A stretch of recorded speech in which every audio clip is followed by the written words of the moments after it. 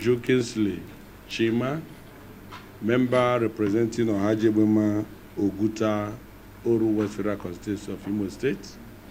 By special grace of God, the Deputy Chairman of Public Procurement Committee, member PIB Committee, and several other committees which I'm a member, like NDDC, and some other committees. So I'll stop at that place.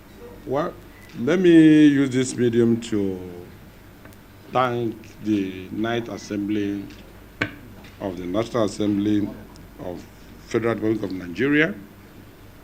If you watch today, the greatest achievement of the National Assembly of the Ninth Assembly is the passage of the PIB bill.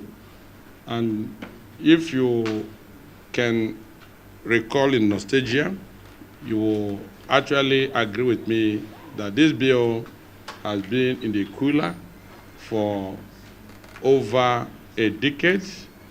What it means is that there have been issues of disagreements, gray areas, areas that are not actually agreeable by all the stakeholders. Stakeholders, I mean, both the IOCs, the oil companies, either indigenous, IOC, or PSC, as well to stakeholders from the oil producing areas, that is the host communities, and even the politicians from the entire country.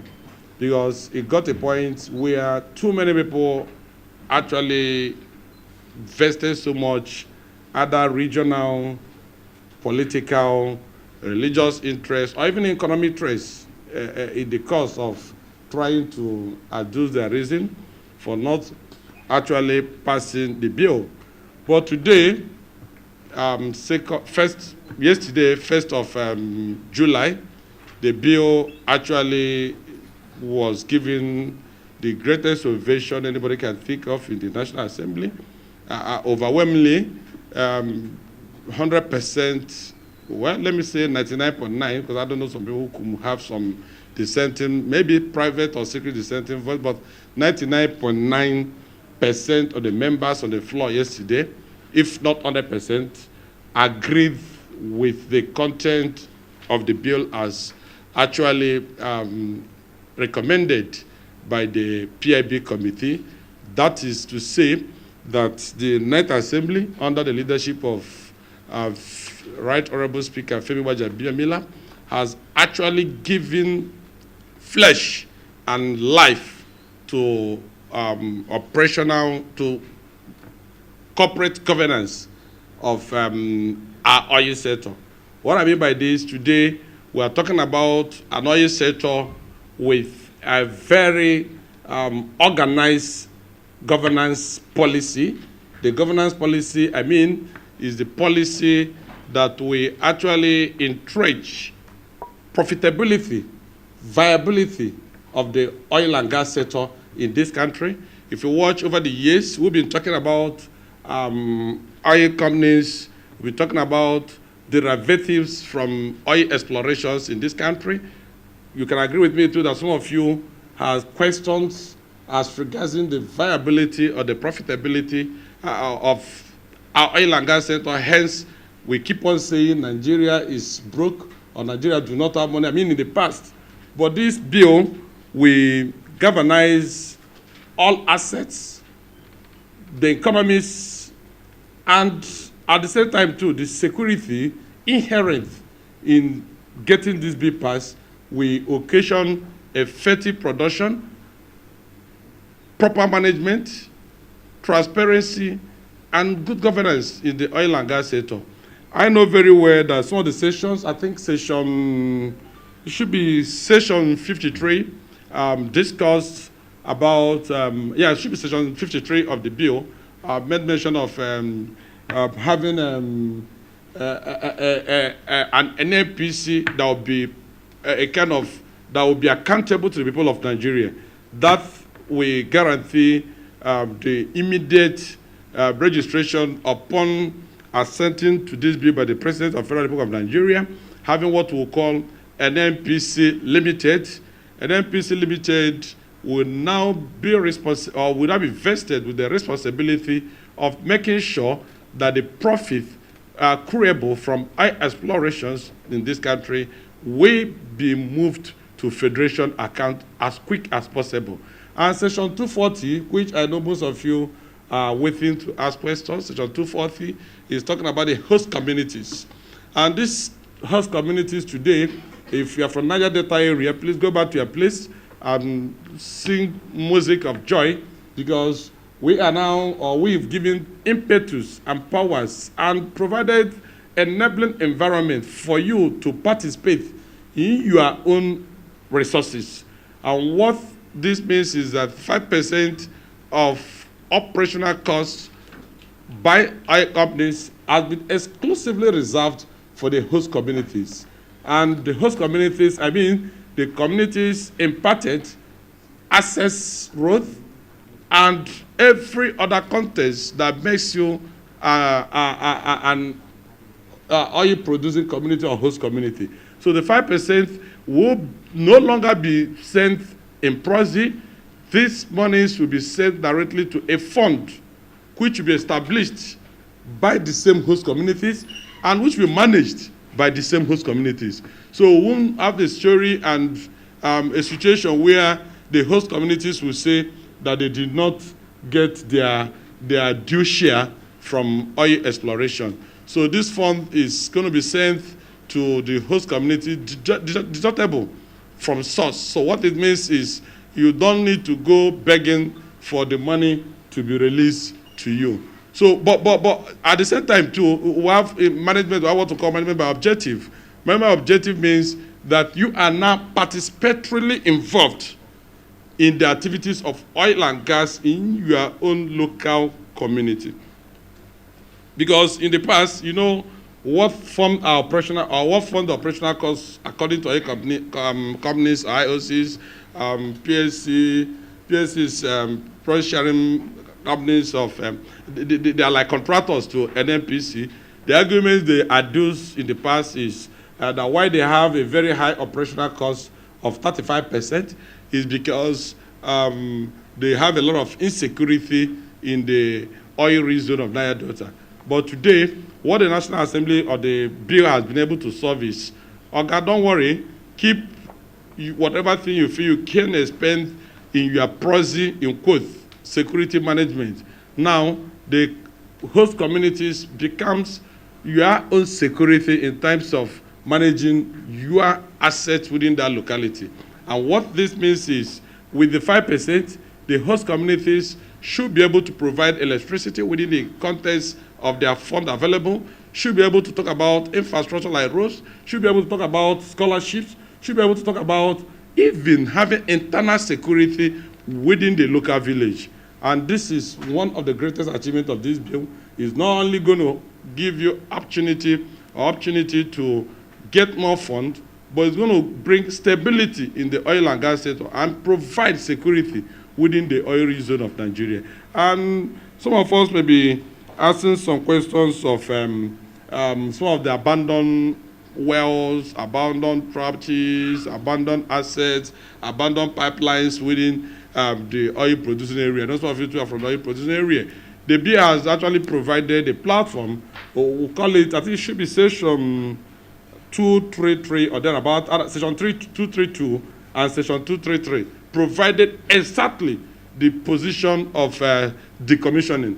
And what this decommissioning means is all those abandoned assets within the Niger Delta area of Nigeria or oil-producing area, because we keep on saying Niger Delta. I think from what we're seeing in the country or in the world, oil can be found anywhere. So it's no longer maybe an exclusive reserve of a particular place. So on this fact, the bill established what we call the commissioning fund. So the commissioning fund is a fund established within the context of this bill to provide for all those abandoned assets. The fund will take care of making sure too that they go back and remediate the environment, and at the same time to keep them in functional condition. So having said this, I I am of great mood.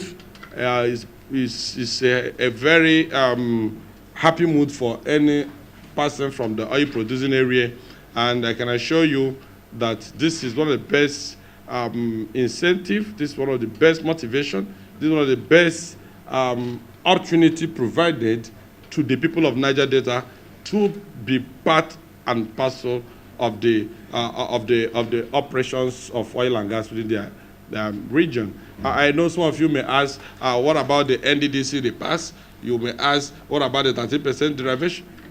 I know some of you are willing to ask such questions. Well, we are in Nigeria, and we know when you have a group ownership of a property, you may not be accountable to such a property. But when you individually own a property, you absolutely be responsible to the protection of such a property. NDDC is almost a Nigerian agency, a Nigerian commission. But what we're talking about now is sending that development to the grassroots. And what's the grassroots? The community producing oil and gas. So with this attainment, I congratulate the Speaker of the House of Reps, Right Honorable Femi Gbajabiamila, the 360 members of the Ninth Assembly, the Senate President, and the Senators for actually passing this bill into law. Thank you very much. We know that this bill has been in the National Assembly for over 10 years. Am I right? This Ninth Assembly deemed it fit to see this bill first from the point of Nigeria. And any point you see yourself as a member of National Assembly, first of all, consider yourself as a Nigerian, see yourself as a nationalistic, de-emphasize so much on personal interests, regional or village interests. What you should consider first is, how do we develop this country? How do we get this country running? How do we get this country moving? And as a member of the PIB, it may please you to know, for those of you who have been around the National Assembly, that in the last 2 weeks, we've been moving around offices from the Senate, almost all the open conference rooms available. We've utilized it to have our meetings, trying to resolve the so-called gray area you're talking about. And in some cases, we even invite both the Minister of Petroleum, you might have been seeing him coming to National Assembly. We invited the GMD of NNPC, we invited the ESPDF, they were all here. Even as of 2 days ago, the GGM of NAPIMS was equally here on this same issue. What are the mission? We can't be talking about Nigeria without getting numbers. The essence of their comment is to give us professional advice, giving us the numbers of what is accruable to frontier basins and what is equally accruable to host communities. And I can tell you that in National Assembly, we've come to realize that whether you are from Sokoto, whether you are from Benue, or you're from Enugu, or from Rivers, or from Niger, that we should see ourselves as one first. And let me tell you, from all the reports we got, it's a win-win approach for both, for all stakeholders in this, in the country. What I mean, a win-win approach is, you have, yes, your view of the frontier, but let me tell you what frontier basin is. Frontier basin is not an exclusive reserve of a section of the country. Frontier basin is just a basin that is aimed at exploring new oil or new discovery in the country. And from what the NNPC gave to us, they said we have about 6 basins. They called it I am not a geologist, so I may not give you an accurate information on that regards. But I know they told us we have the Calabar Basin, we have the Anambra Basin, we have the Niger Lower Trough or thereabout, Benue Trough, we have the Chad Basin and Plateau Basin. So you can see we have about 6 basins that form up this, and Calabar Basin. And so this cut across the 6 geopolitical zones. Yes, you can say that the bulk of the basins is domiciled maybe in a section of the country. But let me give you what will impress you today. Whatever fund kept available for this basin is not for chop. I hope, can you give me attention? Whatever fund reserved for this basin is not for come and chop. That fund is reserved for further and future exploration of oil in the country. And this involves seismic operations, this involves geological analysis, this involves even, to some extent, some explorations to actually convince investors that actually Nigeria has oil in commercial quantity in such a location. And let me tell you, the more we have oil, the better for us.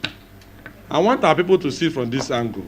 In fact, the wish of even the Niger Delta people today is let oil be found in every community in Nigeria. So if it's benefit that the people of Niger Delta are enjoying, let other people to enjoy the same benefit. I know you know that there are some areas in the Niger Delta area that do not know what is night. 24 hours, they have gas flaring that actually envelop the entire community and makes it both day and night. So if those people have not seen development up to this moment, their wish is, if this oil is a punishment, let it come from the village where it has not been seen before. I hope I'm making some sense. So what I'm saying in essence is, the bill provided, and you will say in section 9. From section 9 you read down, from section 9, subsection 1 will tell you about the functions of the frontier, section 2 will tell you, and the fund will make mention of the reserve. He said profit oil, profit gas of 30%. I want to tell you here that this money is not meant for any section of the country. Today, certain percentage is kept for the same purpose. And the NPC have been doing this without even your knowledge. If not this PIB, you may not know that certain percentage has been used before for the exploration in all these basins that are being reserved or that are being called frontier basins. And what we said there is, in the bill, is that the money should be domiciled in escrow account. What is escrow account? It's just like a boss. It's just like, it's not like a boss, a pool, where all revenues of all monies of this country or money are kept for a special purpose event. So, and it's been said here that if this money is not utilized within the budget year, mind you, is budgetable by National Assembly. So it's not as if somebody will just wake up and say he has taken 30%. It's still money belonging to Federal Republic of Nigeria, kept in a reserve for the purposes of looking for new explorations. And if this money is not utilized, you return it back to the escrow account. And we keep on exploring. If maybe, like you said there, oil is not found in commercial quantity in a particular area, will you go to exploit?